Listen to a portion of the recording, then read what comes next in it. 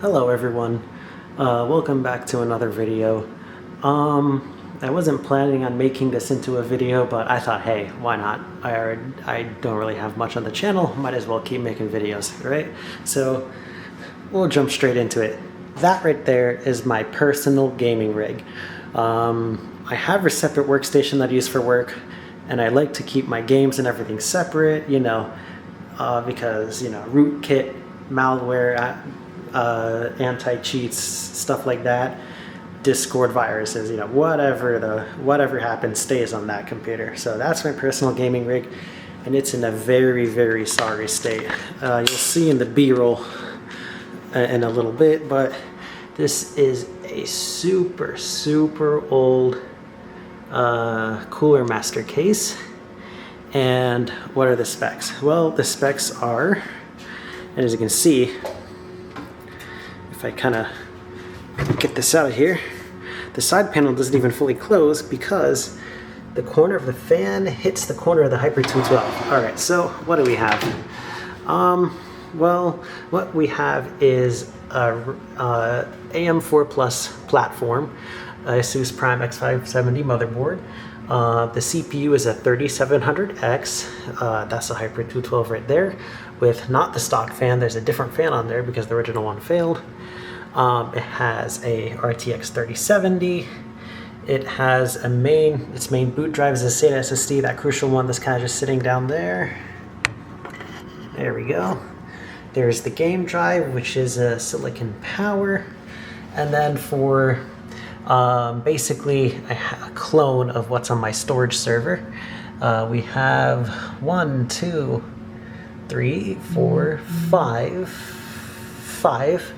7,200 RPM SAS drives in a RAID 6 via this SAS controller down here that you can see.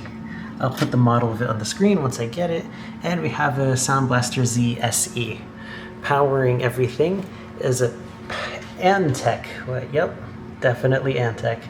TruePower Quattro, 1000 watt power supply.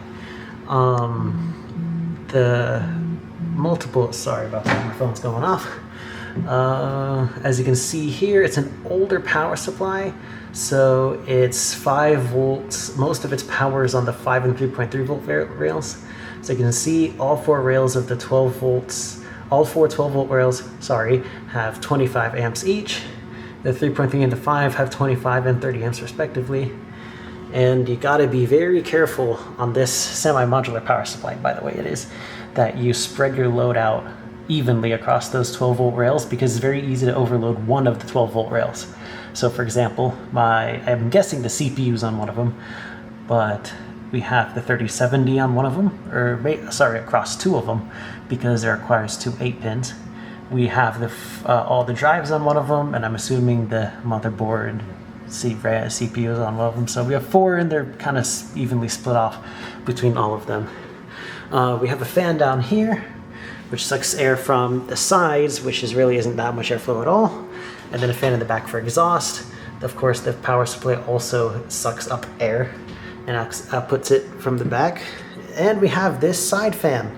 And you can see by the size of those slits, not much air is getting through, but because of the dust, some is getting through. Anybody who's been in the computer game for a while, maybe I'd say the Core 2 era, maybe Pentium 4 era, is going to know exactly what used to be mounted here and what it's for. But yeah, that's basically the overview of my system. Oh yeah, also RAM, DDR4, mix 2 different brands, but it's going to be 32 gigabytes in all. And we have 2 optical drives, because why not? That's pretty much it. If I forgot anything, I'll list it. What's the case that we're going to put it into? After all, there's a lot of drives. The ANTEC P101 Silent. So why did I choose this case? Well, a few things. This has, tripod behind me. This has a lot of drive bays, and there is a radiator mount at the front. So why do I care about a radiator mount? Well, I'm having some problems with my Ryzen rig. Basically, it's crashing. it's not the same blue screen all the time. It's different. Seems to be part of AMD's chipset drivers. Maybe it's a hardware issue actually. I'm not really sure what's going on. I've already done a whole new Windows install, different RAM, different GPU, and I think I'm down to the motherboard at this point. Or it could be a driver bug, but I think that's a little less likely. But I'm gonna go with an Intel 12900KS build, and that definitely requires a radiator. So the front of this thing can house a 360mm radiator. Normally I'd like a radiator at the top, so the pump is the lowest part of the equation for longevity. However, there is actually a really big shortage of cases that have proper radiator support, and also that also has a lot of drives. And as I am not big into just spending money when I don't need to, I don't want to replace those drives, even though they work perfectly. So that's why I chose this case. Other than that, I think we're all set. Let me get that off the table, and we can start disassembling this computer.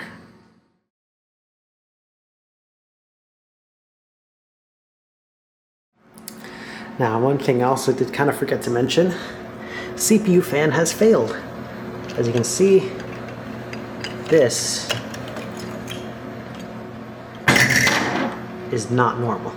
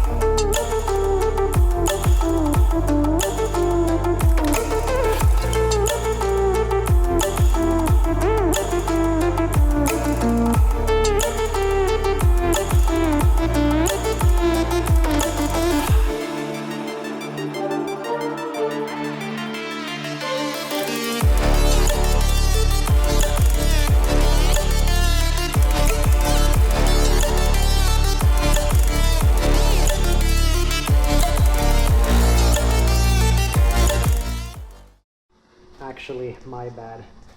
These two drives are data drives. Those are also data drives over there. And my system drive is actually an NVMe under this heatsink. I totally forgot about that. So here's a little thing I've done. I've actually modified this case by putting in that hole, as you see. There was space behind the side panel, but it was impossible to use it. So what I did, drill a hole here, put all the excess power supply cables through here, ran SATA cables through there too. So, you know, case modding.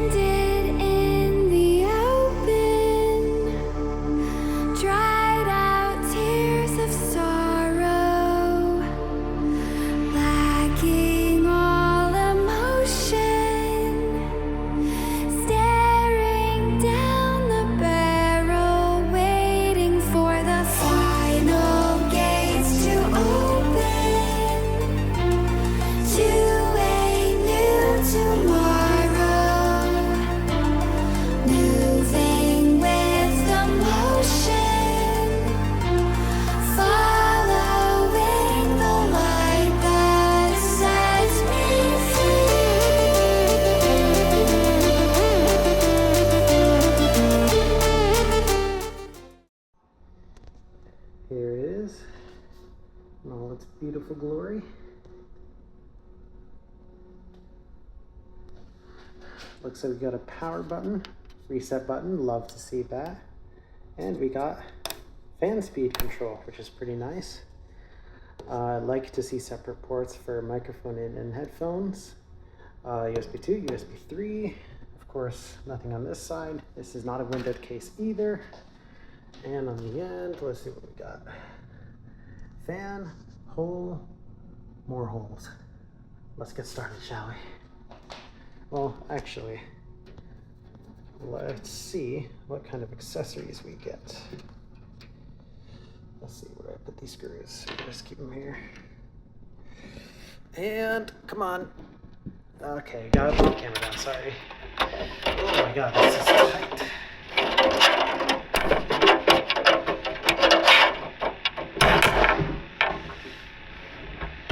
Looks like we got some nice sound damping material. Here's the inside of the case. Look at all those drive bays. Oh, you'd love to see it. So we got one fan at the back. Got 3 fans in the front. Let's do this.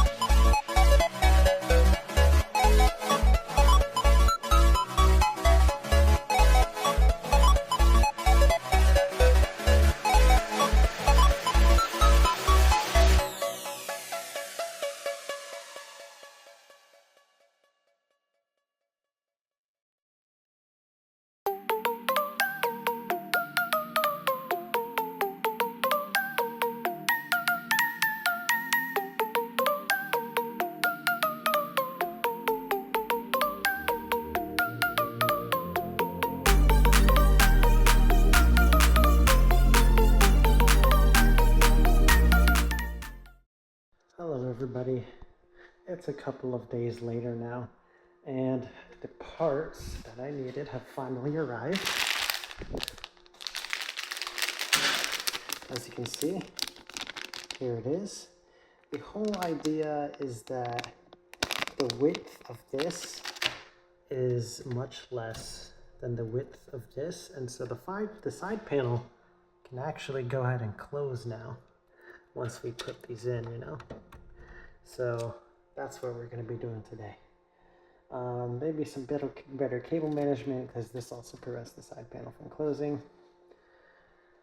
And that is pretty much it. So here comes the time lapse.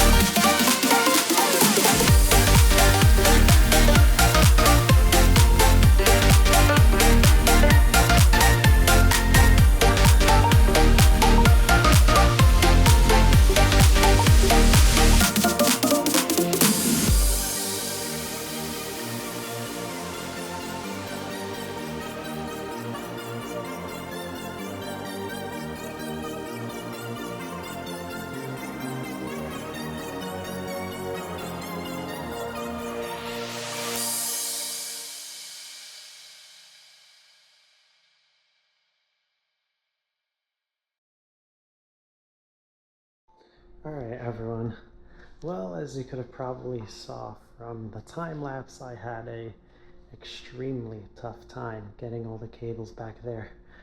At some point, I was just like, all right, fuck it, let's just stuff all of it back there and close the lid. The side panel. The problem is I no longer have a server that can take all of these drives, and I don't want these 3 terabyte SAS drives to go to waste, so this is what I kind of have to do. But as long as you don't peer too closely at there or there, you know, the whole system doesn't honestly look half bad. You know, for having a SAS controller, you know, and even this makes the build a little ugly, and you know, even a little bit of this makes the build a little ugly, but you know, I'm pretty happy with it. I think it looks pretty good considering what it is. So yeah, thank you very much for joining me on this journey, and you guys have a nice one.